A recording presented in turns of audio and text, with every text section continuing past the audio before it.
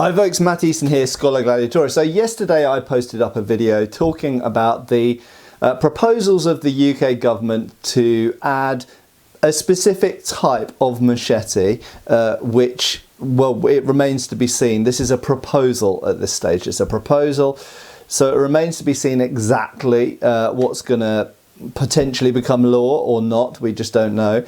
And at the moment they're proposing something which is over a certain size, unspecified, a large knife which has a single normal edge and a serrated edge and or holes in the blade. And I got lots of great responses to this, lots of feedback. The comments were on fire. So I thought what I'd do is I'd give you a little extra video today. This is a sort of informal, almost Patreon-like video to answer some of my opinions to some of the points that came up underneath that video. So this isn't necessarily a video that I'm intending, to be, my comments to the Home Office or some public announcement or anything like that. This is just more informal. This is just me giving my opinions and thoughts. So I've noted down some of the questions which came up repeatedly. I'm specifically not going to touch on some of the points and some of the questions that people made, frankly, because they'd be dangerous to the health of my channel.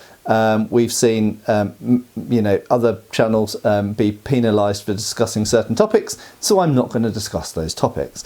But first of all, why banning machetes? This is actually a great question.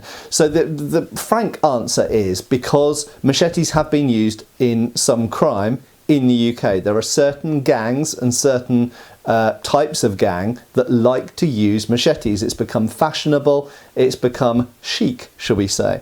And so the government's gone, those guys, it's a bit like ninja weapons in 1988. Why are ninja throwing stars banned in the UK? Were they ever used in a single fatality? No, not that I've ever found. Were they ever used in a crime? Well, they probably hurt a few kids who were messing about with them in school playgrounds. But there we go. They banned them because of Teenage Mutant Ninja Turtles, and this is a similar thing. They want to ban machetes because there have been some newspaper articles about gangs using machetes. That's on zombie knives. That's why they want to ban them.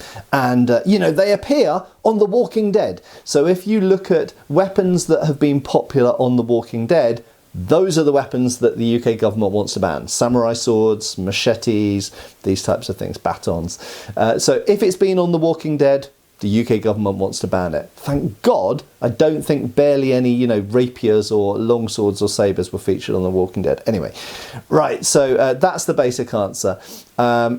As I explained in my previous video, it's not for any biological, scientific, medical reason. We all know, you all know, if you're watching this channel, you probably know that a typical garden machete is less dangerous than a garden knife because it's not so pointy and it's usually not so sharp and it's harder to conceal. Anyway, there we go. On to the next point. Criminals don't care about what's illegal, they'll use them anyway. Well, yeah, we all know that, don't we? That's absolutely true. I guess the government's response to that would be, well, if it's harder for them to get hold of them, they're less likely to use them. My response would be, that's irrelevant because they can still get kitchen knives and screwdrivers and chisels and scissors and all of the other things which are pointy and stab people. So it's all a completely circular argument and a moot point. I agree, criminals don't care what's illegal, they use them anyway.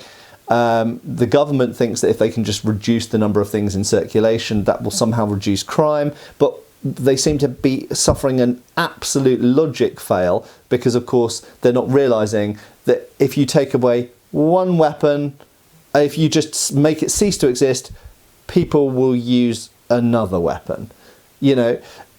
I literally, I don't know what to say about it. I'm speechless that the common person, and it seems most people in the UK, most people in the world, their brains can't conceive this. It's like, you take away that type of knife, well then they'll use this type of knife. You take away that type of knife, well they'll use a chisel or a screwdriver or scissors.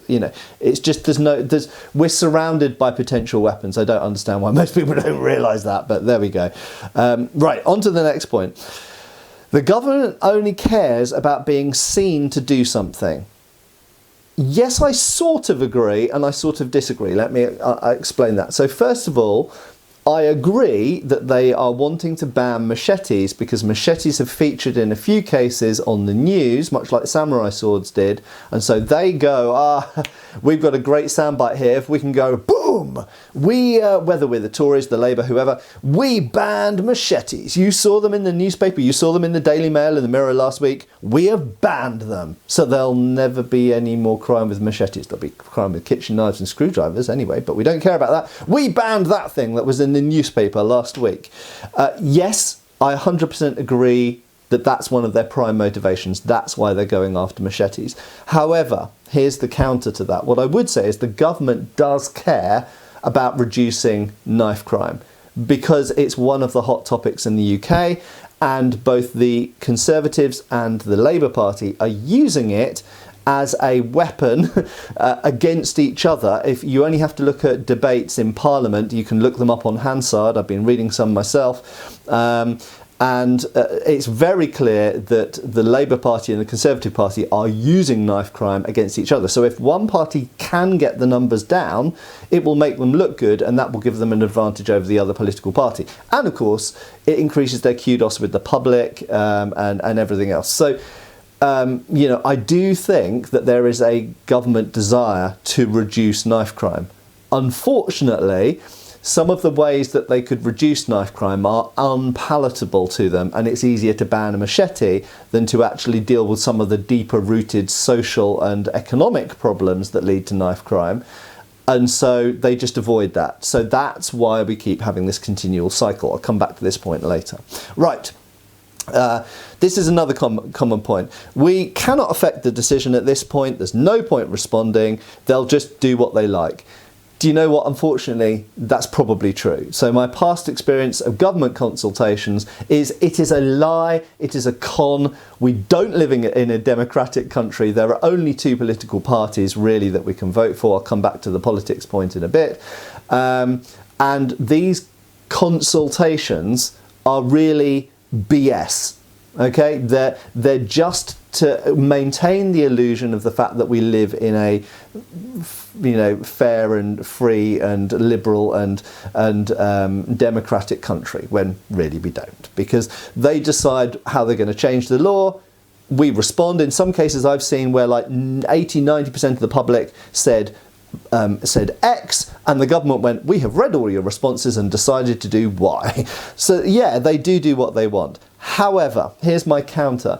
My experience with the curved sword law that came in 2008 and was reinforced in subsequent years was that our feedbacks can sometimes moderate or modify or affect how the legislation is worded. And this is really important. This is why it's super important that you do respond, either with some of the points I made, specifically around legal exemptions and defences for legitimate use, legal use, or however you think you best see fit. I'm not going to tell you exactly what to write. But, for example, with the curved swords law, and we've seen it with various firearms laws in the UK as well, where people have responded and said, okay, but if you're going to do this, which we know you are going to do it, please can you have exemptions and defences, or please can you take into consideration X, Y and Z over here.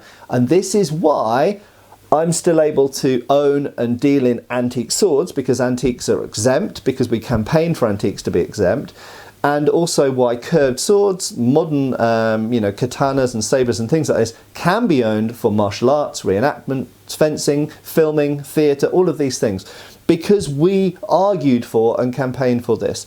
So yes, I agree that the government makes up its mind and does something, but we can still hopefully moderate, tone down and affect some of the decisions that are being made.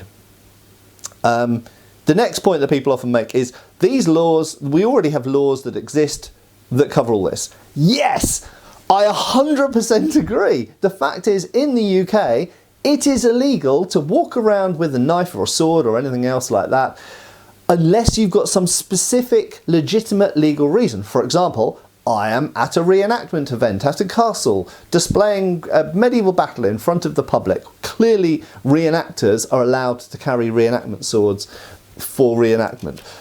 Going to a fencing class. I'm on my way, I'm on the train, I'm going to my fencing class, which is every Tuesday from 7 p.m. at this location, and that's where I'm going, and I can demonstrate, yes, that's a legal reason.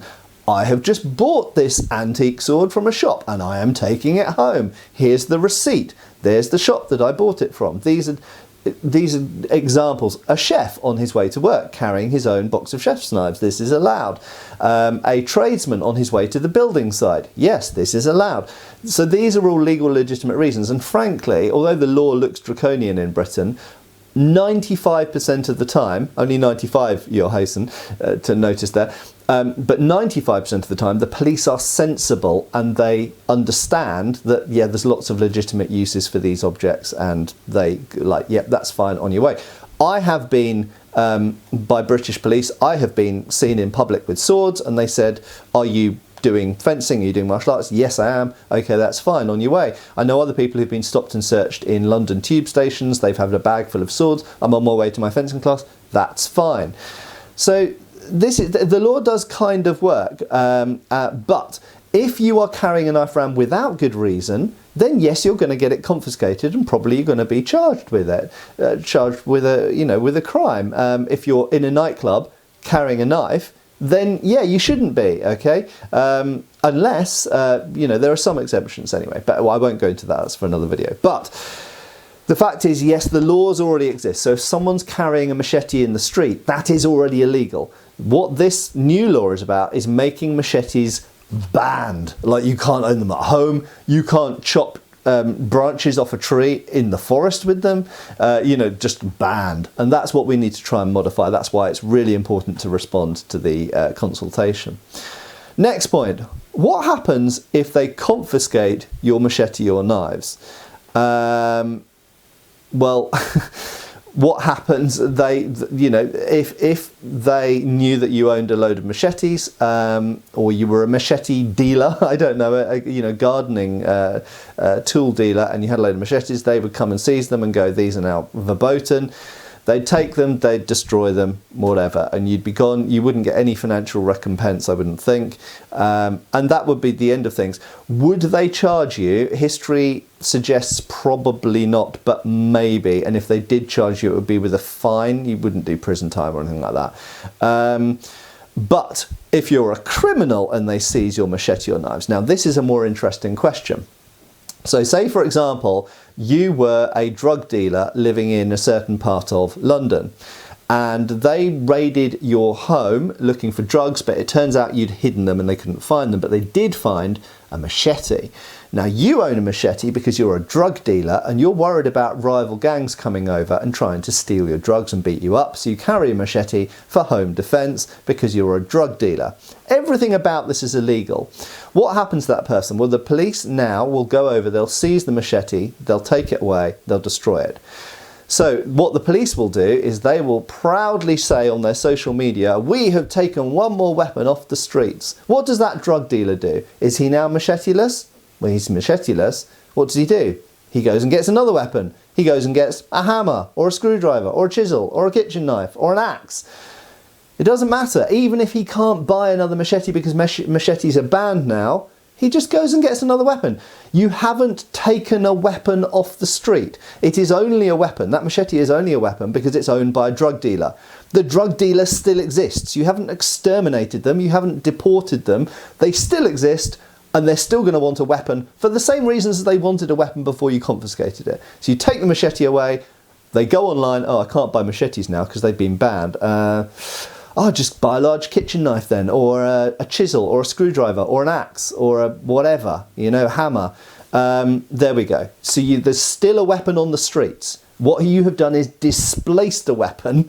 You have not taken a weapon off the streets because the weapon is that whatever the drug dealer decides to arm themselves with. So the next point that's come up, which actually completely surprised and puzzled me, a few people, UK people, because UK people are a bit odd, I do realise that. We live in a bit of a strange world in the UK that's a bit removed from most of the rest of the world, I think.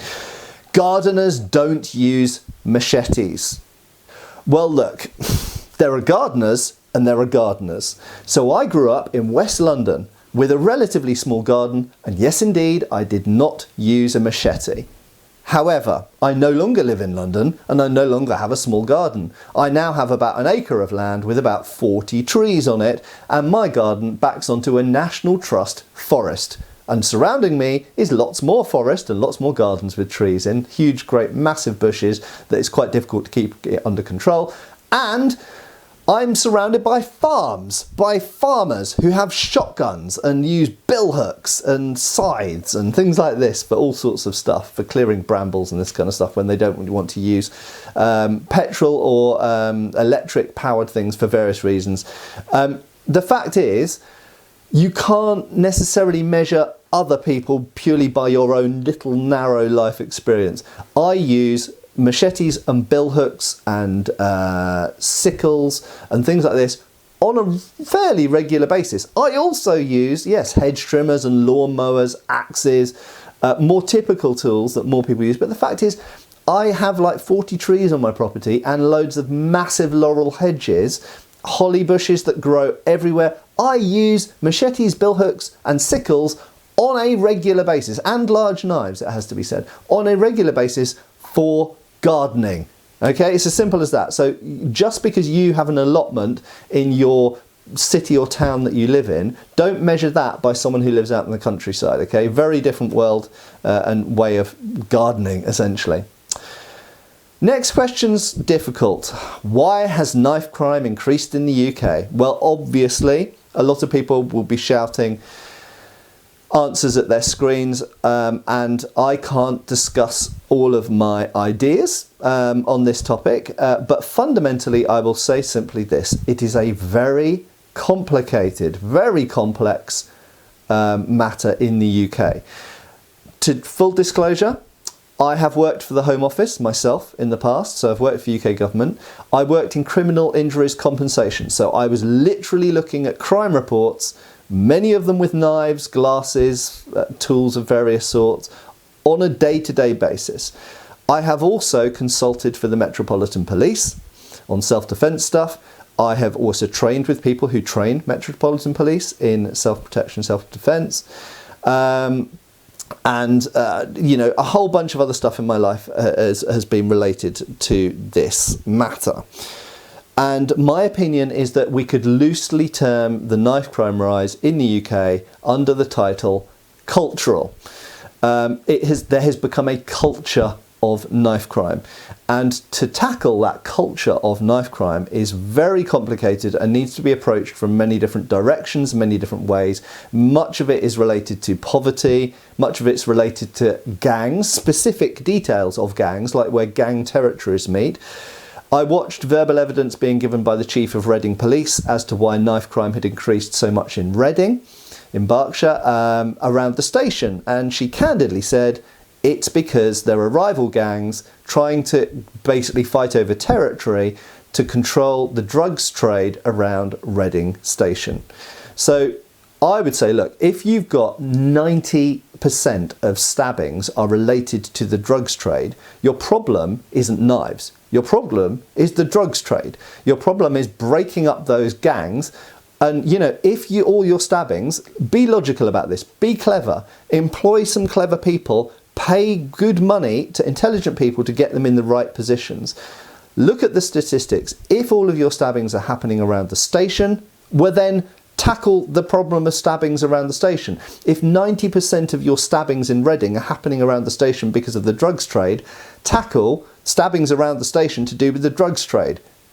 Don't get obsessed about zombie knives. As I have repeatedly said, taking zombie knives out of their hands doesn't remove their hands, doesn't remove the cause. They're just going to replace the zombie knives with a kitchen knife or a screwdriver or a chisel or an axe or a meat cleaver or a kebab knife or whatever they want to replace it with, okay?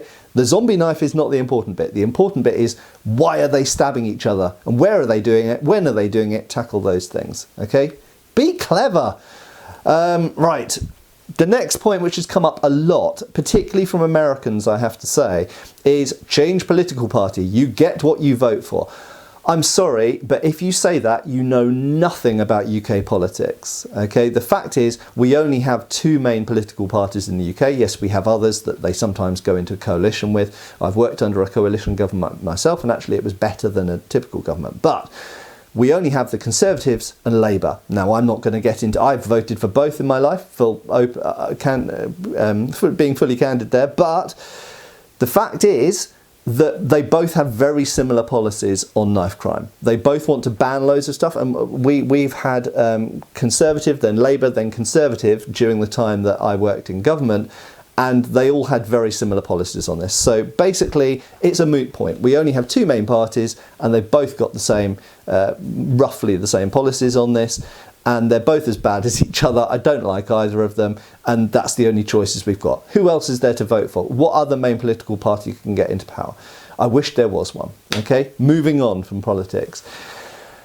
Last 2 points. People have accused me of arguing for banning kitchen knives, and that the answer is therefore to ban kitchen knives because most knife crime is done with kitchen knives. So firstly, I don't believe, I can always be proven wrong on this, I don't believe the UK government can ever ban kitchen knives for the simple reason that there are possibly billions of them. Yeah, I mean, imagine it must be billions. I mean, there's 67 million people in the UK. There's got to be billions, I would think, of kitchen knives, given how many kitchen knives each household owns. There must be billions of kitchen knives in circulation which have pointy blades and sharp edges. So you can't get rid of them, okay? I'm not going to talk about the gun issue in America, but I think there's some crossover there in that whatever gun legislation there is in America, the fact is there's already a vast amount of guns and ammunition in circulation. So anyway, I'll leave that debate for another time. But kitchen knives, I don't believe they can try and legislate against them. That doesn't mean they won't try, because in my experience, the UK, that's exactly the sort of thing the UK government might try. But what I would say is, as a response to the UK government, if they're going, well, yeah, maybe we should say all kitchen knives have to have their points rounded, is that, you know what, you can do that, but it won't remove pointy objects. You've got screwdrivers, chisels, all sorts of tools that have sharp points on them. So if you're a gang member who wants to stab someone and you can't easily obtain a pointed kitchen knife, which I think you always would be able to, and you can always make it pointed, but if you can't, I mean, in prison they make prison shanks, yeah? If people in prison can get sharp pointy shanks, then someone living on the, operating on the streets definitely can. But even if you can't get a sharp kitchen knife, you just get a sharp something else. Okay, there's plenty of other sharp things you can stab people with that aren't kitchen knives. It's just that kitchen knives are the most readily available and cheapest. Final point, lots of people have said, Matt, you need to emigrate. Specifically, I need to move to America. Well, yes, I'm not going to lie, that's on the cards. And if things get much worse than they currently are, they're pretty bad as they are, then yes, I do need to emigrate. USA? Probably not now, unfortunately, for various reasons. I think that there's lots of things in the USA that would put me off moving there. So, offers of citizenship. Czech Republic appeals to me, possibly France, possibly Spain. Let's see. So if you'd like me to move to your country then, and willing to welcome me with open arms, let me know in the comments down below. But yeah, for me, I feel like Great Britain is very much a sinking ship, and I might be thinking about ways to get off it. But there we go. While I'm here, my business is here, my family's here, most of my extended family are here. Actually, I've got quite a lot in America and Australia. But there are enough things keeping me here for now, but indeed I might have to move in the future. And honestly, if the laws around swords and the things that I love, my hobbies, my trade, my education, my business, I mean, I even studied weapons at university, for God's sake. If they become infringed upon much more, then yes, indeed. Emigration will become just a no-brainer. It will be a necessity for me. Anyway, thanks a lot for watching, and thanks for listening to some of my further thoughts. As always, feel free to get commenting below, particularly about those offers of citizenship. If you want to offer me a job which will help me get a visa in your country, then hit me up, and I will see you guys soon. See you on the other side. Cheers, folks.